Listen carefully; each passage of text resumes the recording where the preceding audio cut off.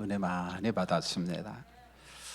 또 지난 한 주간도 영성 새벽 기도에 교인들이 동참하시고 또 아주 신바람 나게 기도하고 또 은혜 많이 받았는데 역시 감사드립니다.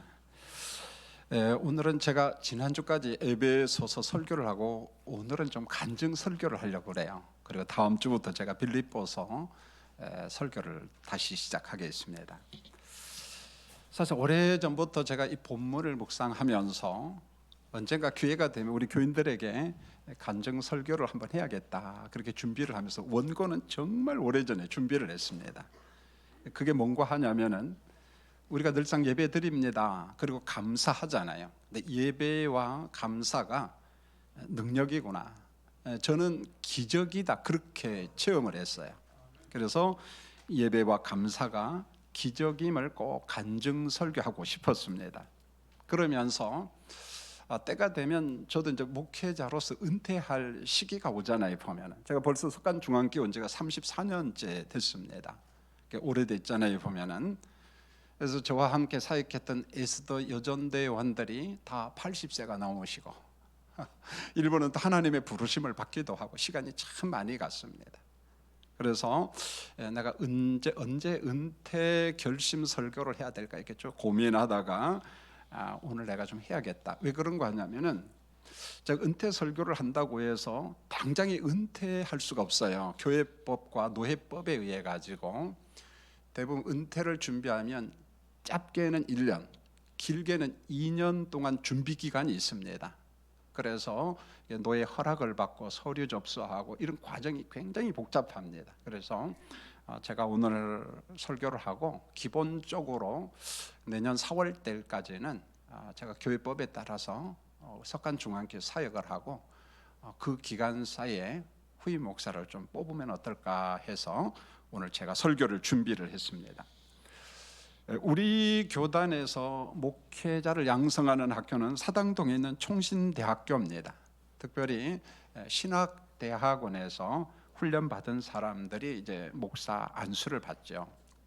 저도 총신대학교 신학대학원을 졸업하고 곧바로 제가 어느 교회에서 잠시 사역하다가 조금은 쉬고 싶었어요. 그 쉬고 싶다는 것은 목회가 뭔가 좀 배우고 싶었고 이게 세상을 좀 넓게 보는 그런 훈련이 좀 필요하다, 이런 생각이 들었어요. 그래서 제가 1년 동안 안디옥 선교회라고 하는 선교회에 들어가서 그때 마침 아프리카 우간다에서 목사님들이 오셨는데 좀 가이드도 좀 하고 안내도 하면서 서로 선교 훈련을 좀 했고, 두 번째는 오류동에 고아원이 있었어요. 보면 그 전쟁 고아는 아닙니다. 대부분 이제 부모님이 있는데 형편 때문에 아이들을 고아원, 애육원에다 맡기고 이렇게 살아가는 애들이죠. 그러니까 전쟁 고아하고는 분위기가 전혀 달라요. 그래서 이 고아원 애들에게 말씀을 전하고 선생님들에게 또 말씀을 가르치는 그런 고아원 사역을 했어요. 제가 진짜 하고 싶은 것은 1년 동안 목회가 뭔가 좀 배우고 싶었어요. 설교도 좀 잘하고 싶고. 그래서 영락교회 가서 그때 박조준 목사님이 설교하는 거 유심히 보고, 그다음에 소망교회 각선희 목사님 열심히 배웠어요. 원미닝 서먼, 원미닝 가지고 설교하는 걸 어떻게 하는가 그 기법도 좀 배우고 싶었고, 바로 옆에 가면 광림교회 김선도 목사님, 그다음에 남서울교회 홍정길 목사님, 이런 분들을 통해서 어떻게 설교하고 어떻게 목회하는가를 눈여겨봤습니다. 그러나 마냥 뭐 그런 거 보러 다닐 수는 없잖아요. 그래서 이학봉 목사님의 허락을 받고 이제 고인 되셨지만은 저는 이학봉 목사님을 제가 어릴 때부터 알았어요. 그러니까 저는 늘 친하죠. 보면 무슨 일 있으면 전화도 하고. 사실 대학원 졸업한 사람을 파트타임으로 그때는요 오라고 하지 않습니다. 그러나 목사님 저는 월급 사례비하고는 전혀 상관없으니까 그냥 한 파트만 내가 일하면 좋겠어. 제가 신문사에서 또 일도 해야 되고 하는 일도 있고 하니까. 그래서 1990년 1월 첫째 주부터 제가 석간중앙교회를 왔어요. 그때 제 나이가 33살이에요.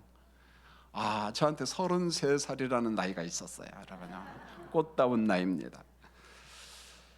1990년 12월 그 해에 우리 이학봉 목사님한테 갑자기 뇌경색이 찾아왔어요. 그때도 우리 이춘아 장로님, 그때 집사님이었어. 그때도 의사였으니까 아마 이 뇌경색이 좀 진행된 것 같다. 점점 진행돼서, 여러분 뇌경색은 그렇잖아요. 언어마비가 오고 몸에 중풍도 오고, 그러니까 당장에 그 다음 주에 설교를 못 하는 거예요. 설교를 못해서 아마 이제 장로님들이 대화를 하신 것 같아요, 보면은. 그래서 저한테, 장로님한테 설교 요청이 들어왔어요. 그래서 그해 12월 달부터 제가 어른 설교를 했습니다. 4년 동안 부교역자로서 어린이 사역을 하고 청년부 사역을 하고 장년 설교까지 해야 되니까 사실 쉬운 일은 아니었어요.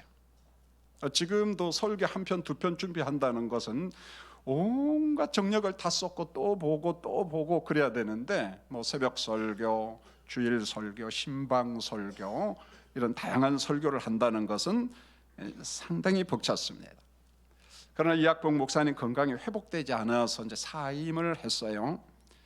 그래 교회 허락을 받고 1994년 1월 달부터 담임 목사 사역을 했어요. 이때 나이가 37살이었습니다. 여러분, 대부분이 젊은 목사님을 뽑는 걸 조금 주저합니다. 연세 많으신 장로님들은 어려움이 있어요. 왜요? 젊다 보니까 소통하는데 나름대로 어려움이 있죠. 그 충분히 이해가 되죠, 보면은. 자, 젊기에 부족한 점이 많았어요. 지금도 물론 마찬가지입니다. 갈수록 이런 부분은 참 어렵구나, 그런 것을 통감합니다. 그런데 우리 장로님들과 교인들이 많은 걸 배려해 준 것 같아요. 지금 생각해 보니까 많이 양보했구나. 연세 많으신 교인들과 장로님들이 자기 생각을 내려놓고 양보했구나. 그러니까 너무 고맙죠. 자, 하나님의 은혜로 어찌됐든지 간에 젊은 청년들이 몰려왔어요.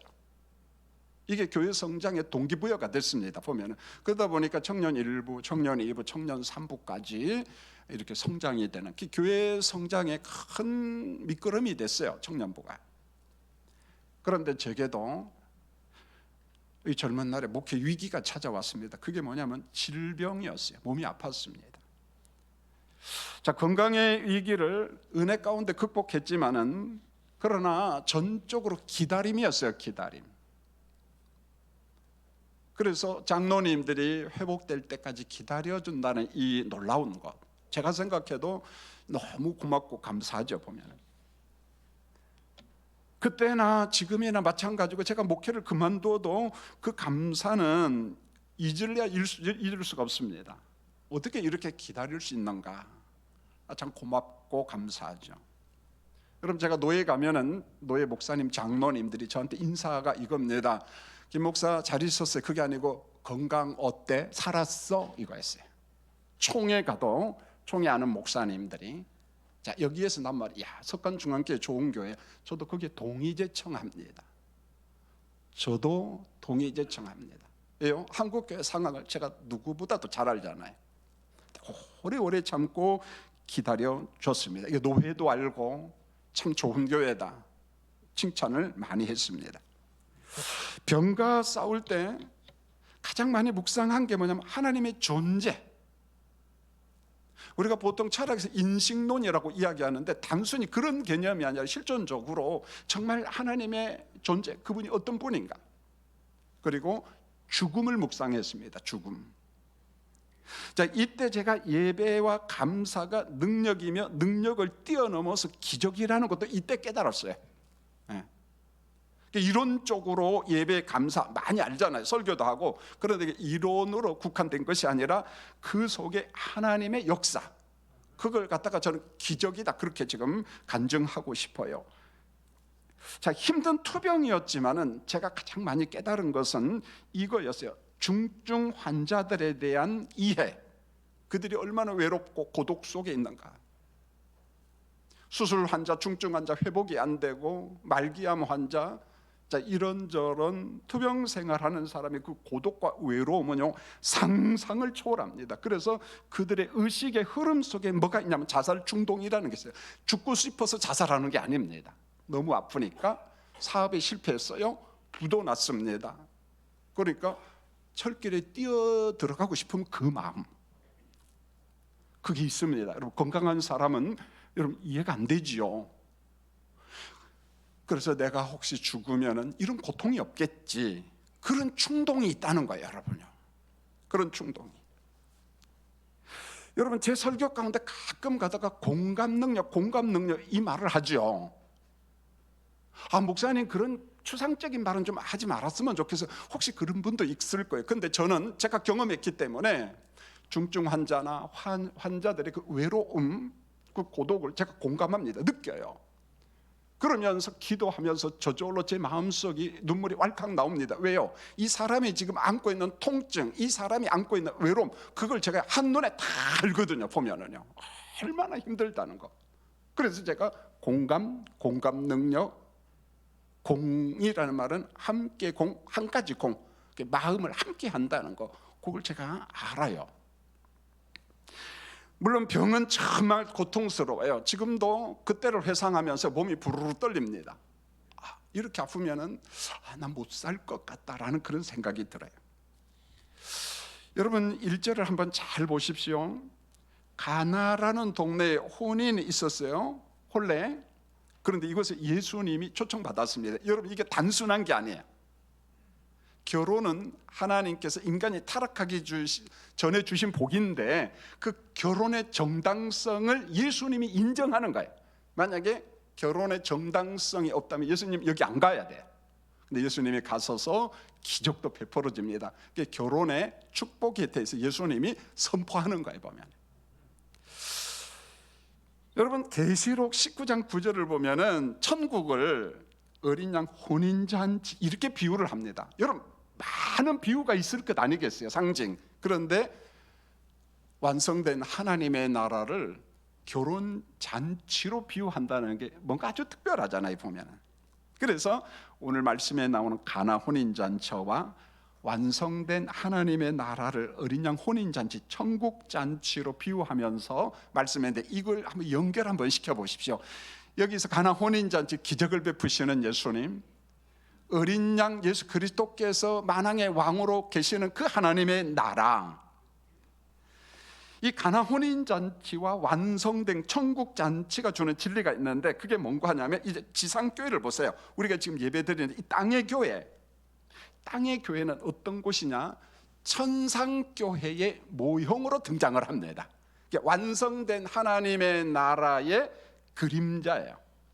교회는 모형이고 천상은 실체라는 거죠. 이 모형과 실체로서 말씀을 하고 있다는 거예요. 그래서 예배가 중요한 거예요. 우리가 예배 드릴 때마다 20년 30년 예배당에 오다 보니까 또 매너리즘에 빠져가지고 긴장감이 없는데, 그러면 안 된다. 항상 새로워야 돼. 예배 시간마다 성령의 내 마음 만져주심을 사모해야 됩니다.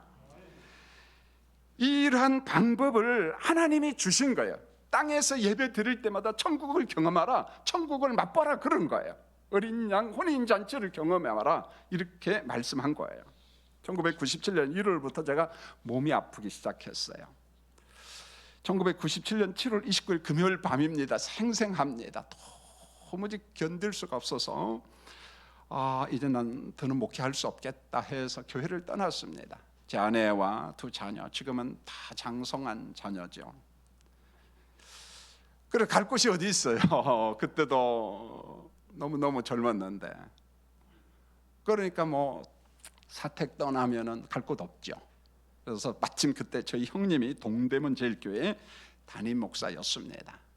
숭인동 신설동 노터리에 있어 동대문 제일교회. 지금은 이제 정년퇴직하고 동탄에 살고 계시는데, 저를 가장 힘들게 했던 것은 통증이었어요. 통증. 이제 이것과 관련된 여러 가지 병이에요.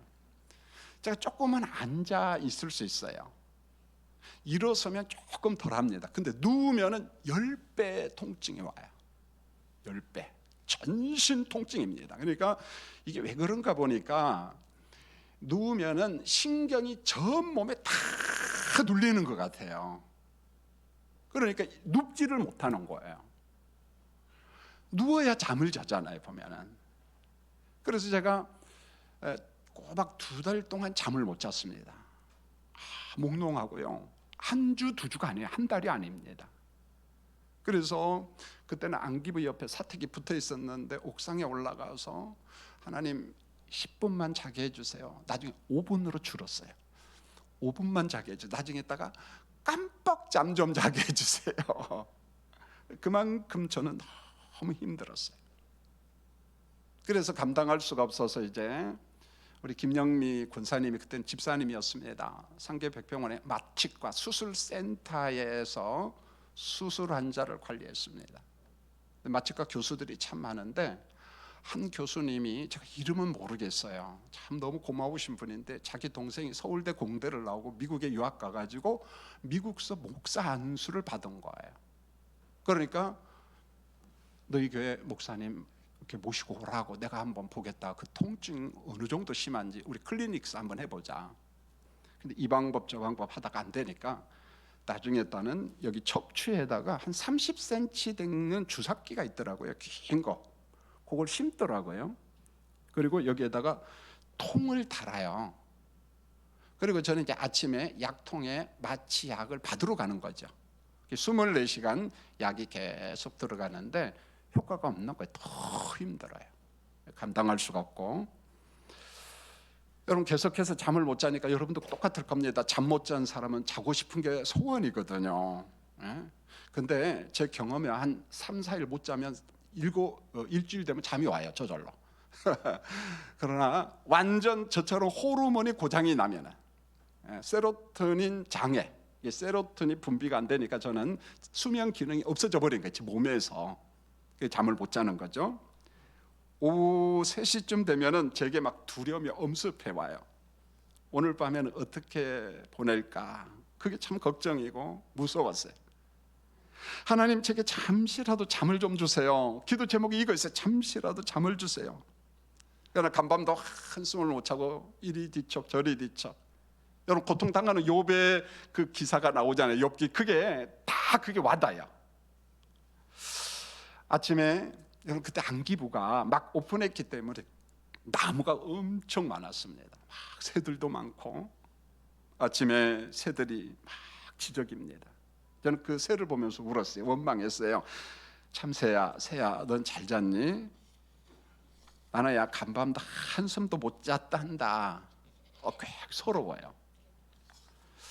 떠오르는 태양을 보면은 간밤에 잠을 자는 사람은 얼마나 기분 좋아요. 태양이 쫙 떠오르니까. 근데 그는 저기 상처가 되는 거야. 넌 잘 잤니? 인사하는구나. 나는 어젯밤도 한숨도 못 잤어. 굉장히 상처가 되었어요. 병과 싸울 때 깨달은 것이 있습니다. 사람이 극심하게 아프면 기도할 체력 자체가 없어요.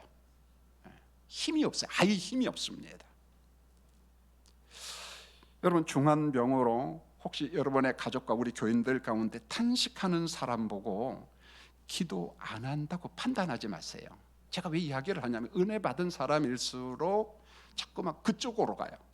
몸이 아프면 병원에 가지 말고 약 먹지 말고 기도하라 자꾸 이쪽으로 가는 거예요.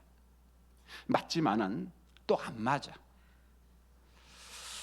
여러분 기도도 건강해야 합니다. 여러분 지금 건강하신 분들은요 이때 기도 좀 마음껏 좀 하세요.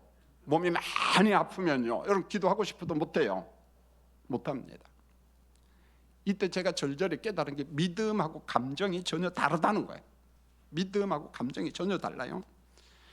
여러분 물어보겠습니다. 여러분 우리는 예수를 믿음으로 어디 갑니까? 여러분 구원 받죠? 확신하죠? 그런데 가끔 가다가 이런 교인들이 있어요. 장례식장에서 아버지 어머니가 죽었어요. 형제가 죽었어요. 아니 자녀가 먼저 죽었어요. 얼마나 통곡이 나오겠어요. 그런데 믿음이 좋다고 하는 사람들이 어떻게 이러하냐면 집사님, 권사님 예수 믿고 천당 갔는데 울긴 왜 울어? 그래요. 제가 그 말을 딱 듣고 충격을 받았어요. 내가 잘못 가르쳤구나. 이분이 믿음과 감정을 구분을 못하는구나. 이게 한국계 정서였거든요. 믿음으로 천당 갔는데 울긴 왜 울어? 그 말 할 사람은 장례식에 제발 가지 마세요. 그 대신 조의금은 우리 부목사님한테 꼭 갖다 주시기 바랍니다. 장례식 가지 말라니까 수지 맞았다 그러는데 받았으면 갚아야지. 여러분요 갚아야죠. 왜요? 그건 위로가 아니에요. 상처예요. 고통이에요. 잘 들어보십시오. 예수 믿으면 죽어 천당 갑니다. 여러분 믿죠? 그런데 왜 울어요? 정들었고 보고 싶거든. 땅에서 봐요, 못 봐요? 못 봐. 내 자식이 먼저 죽었는데 얼마나 보고 싶어요. 어떤 사람 따라 죽어요. 너무 보고 싶어가지고. 믿음과 감정이 다르다는 거예요. 이걸 구분 못해가지고 말을 함부로 해요. 여러분 말 대단히 조심해야 돼요. 은혜 많이 받은 사람, 은혜 많이 받은 사람이 상처를 많이 줘요. 교회를 떠나 형님 집으로 이제 갔습니다. 주일날 형님 교회에서 예배를 드리는데 담임 목사가 몸이 아파서 자기 교회에서 예배 드리지 못하고 남의 교회에서 예배 드린다 막 눈물이 나는 거예요. 맨 뒷자리에 준비를 해놨더라고요. 제가 앉지를 못하니까 조금 앉았다가 계속 일어서서 예배드리고 그럼 조금 통증이 덜하니까 이때 전도사님이 앞에서 찬양 인도하는데 이 노래였어요. 조금 전에 준비 찬송을 불렀는데 나중에 부를 겁니다. 성령님 오소서. 성령님 오소서 살아계신 하나님, 이 찬송을 부르는데요, 저한테는요 눈물이고 그 상황 속에서 성령이 제 아픈 몸을 어루만져 주시는 것 같았어요. 성령께서 내 마음을 만져주시는구나. 자기가 다니는 교회에서 예배 드리는 것이 행복인 줄 그때 다시 한번 깨달았어요. 그 전에 저도 무슨 일이 있으면 외국에 가서 예배 드리고 그런데 그렇게 울어본 적이 없거든요. 그게 그렇게 행복하다는 걸 몰랐어요. 그런데 내 몸이 병들고 내 교회에서 예배 드리지 못하니까, 여러분 그렇지 않아요? 오랜 동안 투병 생활한 사람은 교회를 잘 못 오잖아요. 교회 가서 박 집사도 만나고 김 집사도 좀 만나고 우리 목사님 설교도 듣고 그런 사람들이 있거든요. 보면은요, 여러분 내 교회에서 예배드린다는 게 이렇게 행복한가? 우리 두 애는요 신설동 노틀에서 48번 버스 타고 아빠 난 동대문 제일교회 안 갈 거야. 우리 신혜하고 종원이는 둘이 버스 타고 석한중앙교회에서 예배드리고 다시금 큰 집에 와서 쉬고 그런 환경이었습니다. 몸이 아플 때 묵상했습니다. 저는 마치 이렇게 하다가 죽는 거 아닌가라는 그런 생각, 그런 좌절. 죽음 앞에서 가장 필요한 게 뭔가 다시 한번 또 근본적인 질문을 하는 거예요. 재물 참 좋아요. 근데 저는 한 번은 의료보험이 안 되는 약들이 그때는 상당히 많았던 것 같아요. 약 하나가 보험이 안 되니까 보통 5,400, 지금도 기억납니다. 어떤 때는 한 번 치료받거나 150만 원씩 나가고, 돈에 날개가 있다는 것을 그때 제가 경험했어요. 돈에 날개가 있어요. 막 날아가요, 돈이. 여러분 돈이 있다고 병을 고치는 게 아니라니까요. 명예 권력이 있다고 병을 고치는 게 아니었어요. 야, 재물도 병을 못 고치는구나, 돈도 못 고치는구나. 그러면은 사람이 죽음 앞에서 정말 필요한 게 뭔가 복음을 묵상했어요. 야, 복음이면은 내가 천당 갈 수 있겠구나. 이때 동대문 제일교회 사택에서 이걸 놓고 굉장히 오랫동안 3일 동안 사색하고 울면서 고통을 당하면서, 그리고 십자가를 묵상하는데 그 십자가가 정말 제게 와닿아요. 그리고 제가 저한테 질문했어요. 야 김기선아, 너 예수 믿니? 너 지금 죽으면 천당 갈 수 있겠니? 아멘 하면서 눈물을 막 흘렸습니다. 두 번째로, 여러분 살다 보니까 목회하다 보니까 남한테 상처도 주고 또 상처도 많이 받고 그러잖아요. 성령께서 다 용서하라. 네 마음속에 있는 모든 것을 다 해결해라. 오전 9시가 딱 되면은요 입에서 찬양이 나고 눈물이 나요. 10시까지 중보기도 해요. 이거 딱 한 달간 난 신기한 걸 경험했어요. 누가 이런 걸 경험했다는 게 이런 거구나. 그래서 한 달 동안 성령께서 내 심령을 정화시키는데요, 인생 살다 보니까 사는 만큼 죄 짓는 거야. 나는 의롭게 산 것처럼 보이는데 성령께서 꼭꼭 꼬집어서 다 기억나게 하는 거예요. 다 아주 정확하게 꼬집어서, 정확하게.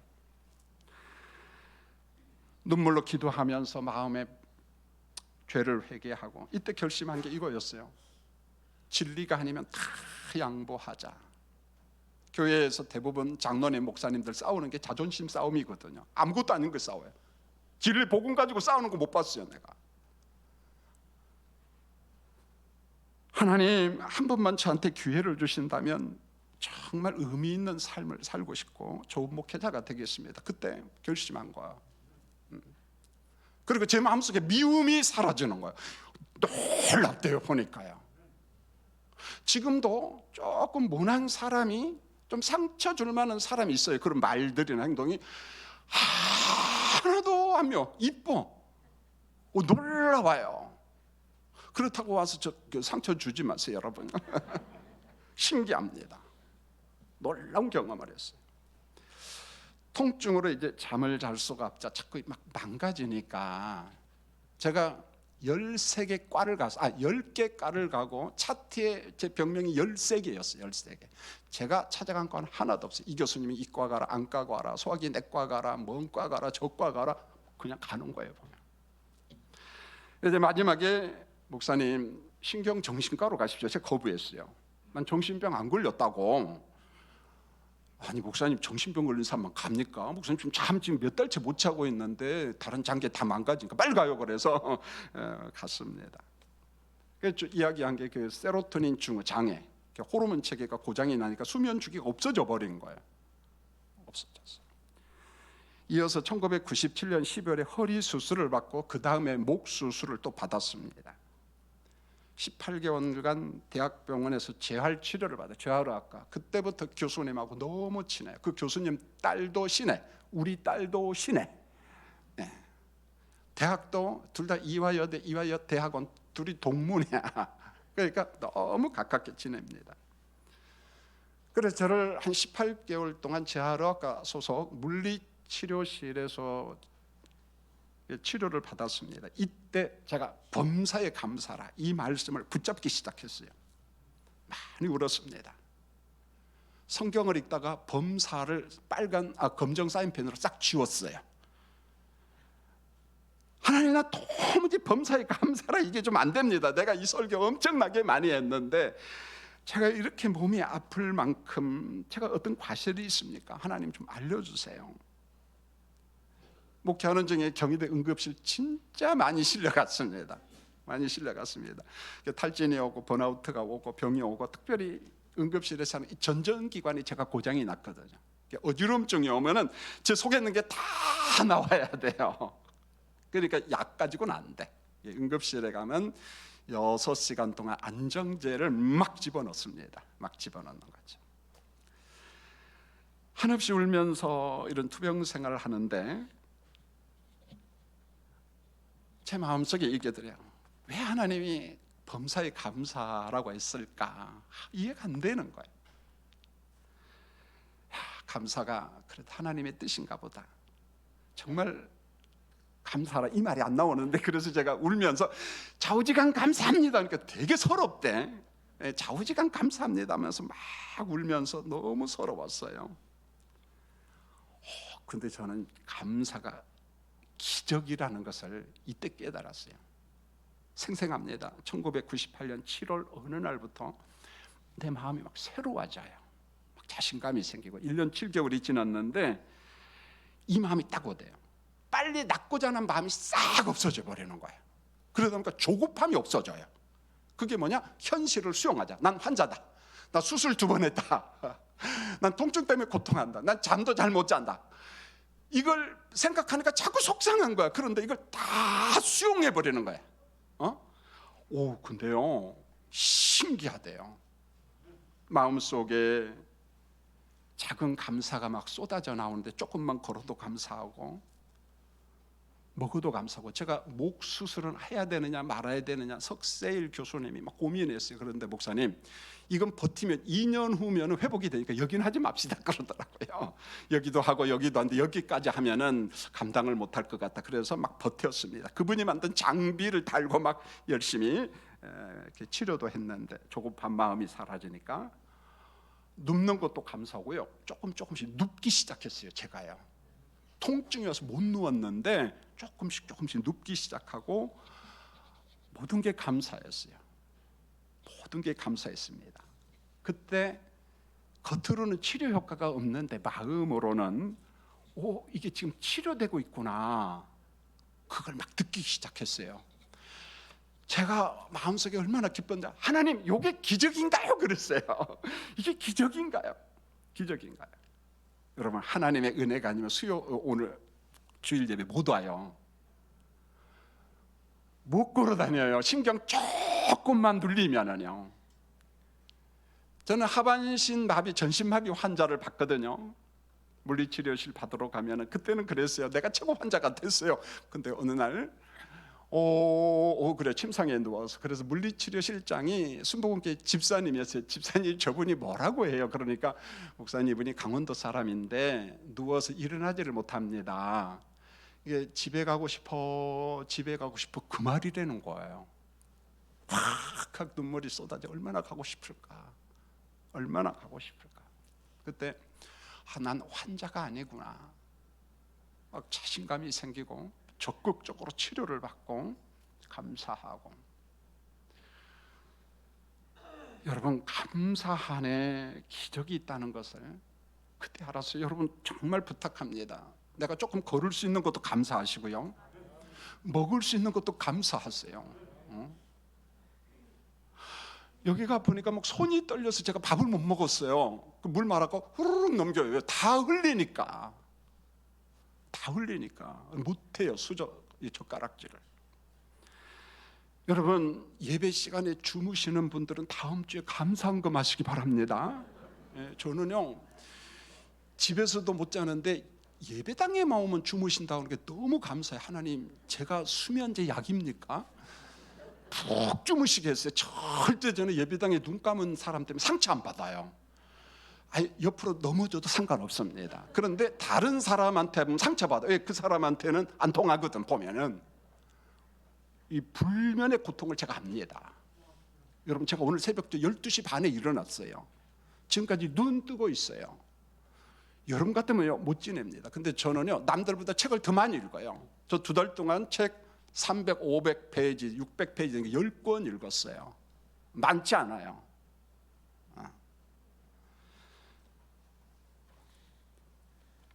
여러분, 우리가 작은 것에 감사하고 예배 중에 하나님을 만나고 예배 중에 기적을 경험하는, 감사 속에 기적을 경험하는 우리 교인들이 되기를 원합니다. 여러분, 목사로서 단순히 설교하는 게 아니라 설교일 뿐만 아니라 저의 간증이에요. 간증. 이런 간증 세세하게 지난 몇십 년 동안 못했어요. 왜요? 건강한 사람이 들으면 또 넋두리 푸념으로 들을까 봐서 저도 조심했거든요. 물론 중간중간 이야기했지만 아마 이렇게 세세하게 오늘이 처음이에요. 사실은 여러분들도 모르는 부분이 많죠. 제 아내가 죽을 고생했습니다. 여러분, 3절을 보세요. 잔치는 계속되는데 포도주가 떨어졌어요. 그런데요, 포도주가 떨어진 이곳에 믿음의 여인이 하나 있어요. 어머니 마리아입니다. 포도주는 떨어졌지만 믿음의 사람 어머니가 계시고, 어머니는 예수를 육신의 아들로만 본 것이 아니라 메시아로 믿었어요. 없는 것을 있게 하시는 창조주로 믿었다는 것입니다. 여러분, 본문을 우리 삶에 적용해요. 여러분은 개혁파 성도들이에요. 말씀에 잡혀야 돼요. 우리 삶에 이 본문을 적용해 보세요. 우리 인생 살다 보니까 오늘 잔치집처럼 포도주가 없을 수 있어요.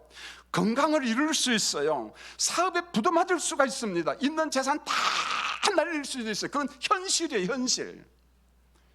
현실을 부정한다고 해서 되는 건 아닙니다. 현실은 그대로 현실이에요. 그러면 어떻게 할 것인가? 현실을 수용하면서 주님 앞에 내 현실을 그대로 인정하면서 이야기하면서, 주님, 나 포도주가 다 떨어졌어요. 내 몸 다 망가졌어요. 나 가진 거 하나도 없습니다. 다 잃었습니다. 주님이 말씀합니다. 없는 현실이지만은 좌절하지 않고 일어나게 하고 포기치 않도록. 어머니 마리아가 주는 도전이 바로 이겁니다. 현실을 인정하고 그 속에서 그리스도를 보라는 거예요. 주님을 봐라. 잔치를 주관하는 연회장이 깜짝 놀라잖아요. 다른 집에는 좋은 포도주 처음에 내놓고 술에 취하면 나쁜 포도주 갖다 줬는가 봐. 이때 이 동네도 그랬어. 그런데 야, 너희 집은 어디서 이렇게 좋은 포도주가 계속 나오냐? 깜짝 놀랐어요. 깜짝 놀랐습니다.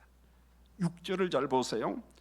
정결 예식에 사용한 돌 항아리는 유대교를 상징합니다. 옛 언약을 상징해요. 이게 신학이야, 신학. 종교적인 의식만 강조했어요. 유대교가, 옛 언약이. 그런데 물 없는 빈 항아리였어요. 유대교, 옛 언약. 그런데 이런 빈 항아리에다가 물을 채웠어요. 예수님께서 그 물을 포도주로 새 창조를 합니다. 저는 변화라는 말을 안 써요. 왜요? 진화론 냄새가 너무 나니까. 창조다, 창조다. 그러면 창조된 새 포도주는 뭐냐? 새 언약을 상징합니다. 새 언약을 상징합니다. 놀라운 신학의 이 속에 가나 혼인잔치가 주는 도전입니다. 도전입니다. 성도님들, 저희 간증을 정말 마음속 새기시기 바랍니다. 믿음의 연수 좋아요. 그러나 믿음의 연수 너무 자랑하지 마세요. 믿음의 연수만큼 내 영이 투명하고 맑고 은혜가 있고 감사가 있고 감격이 있다면 괜찮아요. 그런데 믿음의 연수만큼 우리의 심령의 믿음의 감격, 이게 없어요. 놀랍지요. 보면은요, 세상 말로 뺀질뺀질해집니다. 유대교인이 된다는 거예요. 보면 옛 언약의 사람이 된다는 겁니다. 성도님들 부탁합니다. 맛없는 예배, 맛없는 신학, 감격 없는 예배, 감격 없는 성도가 아니라 믿음의 연수만큼 내 안에 맛있고 맛깔스러운 포도주, 하나님의 은혜가 넘치는 여러분 심령 되기를 원합니다. 여러분, 순종이 병들면 기적은 없어요. 말씀에 대한 순종이 없으면 기적 없습니다. 은혜 없습니다. 죄송합니다만 없어요, 여러분. 자, 이런 면에 있어서 믿음의 연수가 오히려 걸림돌이 돼요, 여러분. 깨끗해야 돼요. 연수가 갈수록 투명해져야 돼요. 지난 날을 돌아보면 전 참 많이 부족했어요. 몸이 아프다는 게 저한테 큰 약점이었어요. 그런데 저희 부족함을 이기도록 하나님께서는 사람을 붙여주셨어요. 그때. 여러분, 지금 예배드리는 시설이 그렇게 뭐 옆에 있는 교회보다 훌륭한 건 아니지만, 그러나 작은 교회에 비하면 엄청나잖아요. 이 시설을 준비하는데 교인들이 많이 헌신했습니다. 우리 교회가 재정적으로 넉넉한 교회가 아니었어요. 없는 중에 헌금했습니다. 여러분의 땀이, 흘린 땀이 다 묻어 있어요. 지금 예배드리는 본관도 2번 증축했습니다. 교육관 건축했습니다. 성교관을 매입했습니다. 성교관을 이쪽에 건축했습니다. 이런 과정에 군부대 교회를 건축했어요. 한 군데가 아니에요. 필리핀 선교 센터를 건축했습니다. 돈을 쌓아놓고 하지 않았어요. 은혜였습니다. 교회 성장은 하나님의 은혜고 여러분들의 희생이었어요. 여러분들의 헌신이었어요. 이빨은 소리가 아니라는 거예요. 남들처럼 건강한 사람이 그랬다면 내 실력, 내 제조라고 있겠죠. 그러면요, 저 하나님 앞에 얻어맞아요. 얼마든지 저는 간증할 수 있어요. 하나님의 은혜예요. 성도들의 헌신이에요. 저는 한국교회 분위기를 잘 압니다. 이제는 신실한 목사님의 열정과 헌신이 필요합니다. 그 사람에 의해서 교회가 새로워질 수가 있습니다. 우리 부부는 언제부턴가 기도했어요. 우리 자녀들한테도 다 이야기했습니다. 어느 순간 아버지는 사임을 결심할 때 너희들도 수용하고 놀라지 말아라. 여러분, 주님의 교회는요, 담임 목사를 위해서 있는 게 아니에요. 교회가 목사님을 위해서 있는 게 아니라는 거예요. 저도 정상적인 공부를 하고 의식 있는 목사로서 속상할 때가 많아요. 한국의 많은 교회들이, 목사님들이 내가 볼 땐 교황이야. 군림한 왕입니다. 모든 돈도 다 자기 돈이야. 자기 마음대로 다 합니다. 목사가 되지 말걸. 목사가 되면 안 되는데 지금도 한국교회에서 이런 일이 막 벌어지고 있습니다. 교회가 왜 존재합니까? 단임 목사를 위해서 있는 게 아니에요. 교회가 존재한 것은 하나님의 나라 선교를 위해서 한 영혼이라도 더 건지도록. 저는 도구의 도구. 지난 시간 내가 어떻게 목회했는가, 오랜 동안 묵상하고 은퇴할 때까지 계속 묵상할 겁니다. 여러분, 교만 때 말이 아니라 성령이 내게 주신 확신이에요. 난 최선을 다했다라는 믿음이 있어요. 부족하지만 난 최선을 다했다. 그러니까 결론이 나오대요. 기쁘게 은퇴할 수 있겠구나. 교회법 연령 채우지 말고 만 70살까지가 교회법이에요. 아직도요 많이 남았어요 저한테. 그러나 아니다, 지금이 절호의 찬스다. 코로나 환경, 이 모든 걸 하니까 건강에도 한계가 있고 실력에도 한계가 있고, 그러면 가만히 앉아서 교회에서 주는 사례비만 받고 그건 뭐냐 도대체. 이건 아니잖아. 하나님, 좋은 목사님을 이제 보내주세요. 제가 못다한 것을 뚫고 나가야 됩니다. 저는 교회법에 따라서 노예 허락을 받고 내년 4월까지는 제가 목회합니다. 그러니까 전혀 놀라지 마십시오. 내년 4월까지는 저 엄청 많이 봐야 돼요. 할렐루야. 예, 많이 보셔야 됩니다. 물론 우리 교회도 작은 아쉬움이 참 많아요. 큰 도로에서 우리 교회가 보이면 참 얼마나 좋을까, 그런 아쉬움. 그리고 제가 차를 몰고 교회로 올 때마다 마음이 참 미안해요. 도로는 좁지요, 양쪽에 주차가 돼 있죠. 막 사이사이 뚫고 오는 교인들에게 얼마나 미안한지 몰라요. 이분들이 떠나지 않고 오늘도 오시는구나, 너무 고맙구나. 오늘 3부 예배 오신 여러분들 너무 고맙습니다. 여러분, 계속 나오십시오. 차가 막혔어도. 예. 여러분, 이치의 약점을 뭐가 뚫고 나가는 프로그램, 예, 좋아요. 그러나 사람이에요, 사람.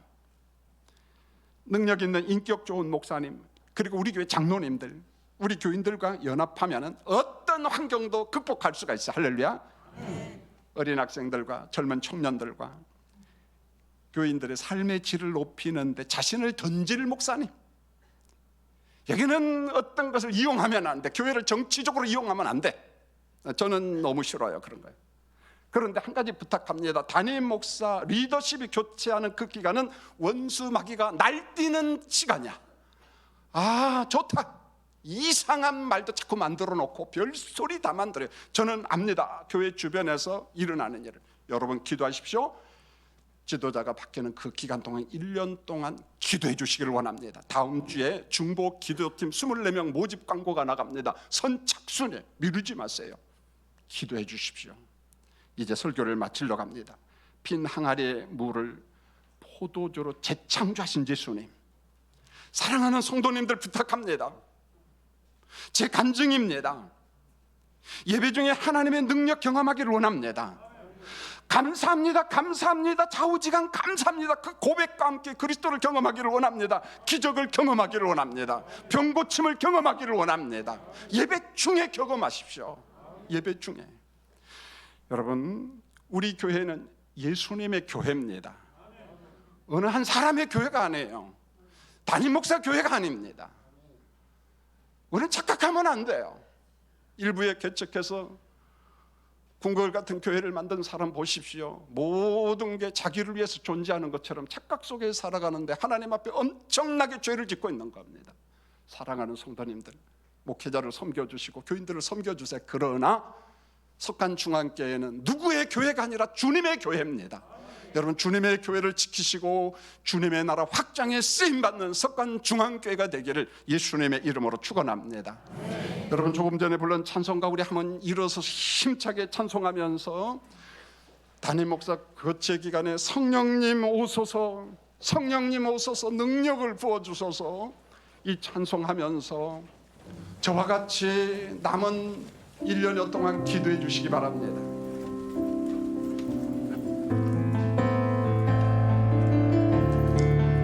우리 뭐 찬양 듣고 같이 찬양하세요. 김목 최 목사도. 성령님 오소서, 살아계신 하나님, 구하라 주실 것이요, 구하라 주실 것이요, 찾으라 찾을 것이요, 두드리라 열릴 것이니 천국께서 성령을 주시네. 성령님 오소서, 성령님 오소서, 살아계신 하나님 오소서, 임하소서.